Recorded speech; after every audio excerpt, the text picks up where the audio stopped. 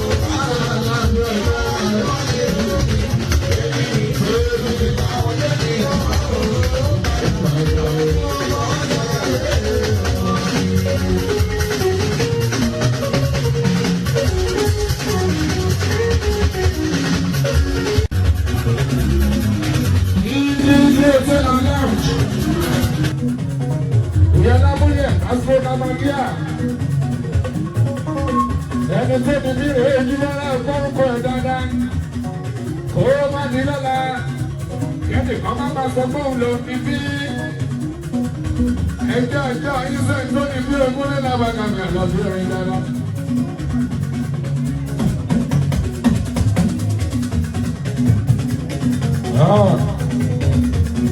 Pinaculos Noña. Pinaculos Noña. Vamos lá. Ah, deixa eu canal,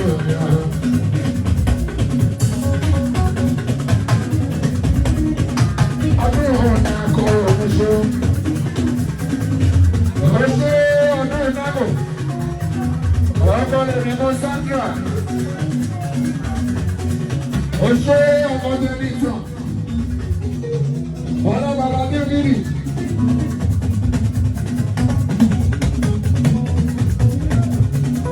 Ọ̀nà bàbá ní báyìí, bàbá àdókò jì òkè ààrẹ ṣe. Bàbá ní ògiri bàbá ìfọ̀n ẹ̀kọ́ ṣe. Ọlọ́run.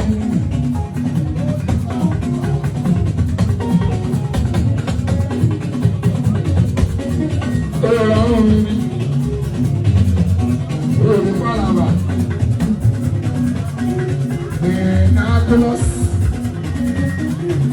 ọmọ ìnáko ọmọ sandra ọṣẹ ọmọ ìyẹ̀tọ̀ ọ̀sánì ìwọ̀bẹ̀ bàbá tó mú ní ẹṣẹ́ bàbá lè mú ní bàbá tí ìpọ̀ ilẹ̀ Pinaculos ọṣẹ alájẹ bíbélì.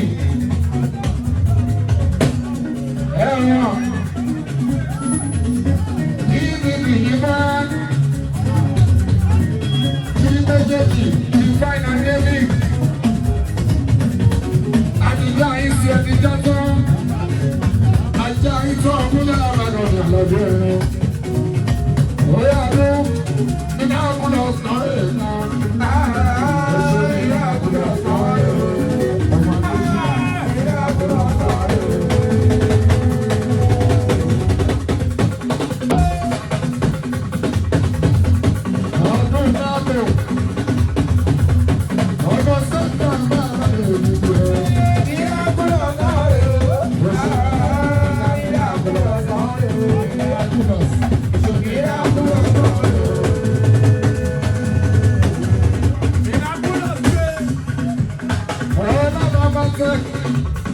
Baba Divine, Baba Divine, Alpha Nixon, what do you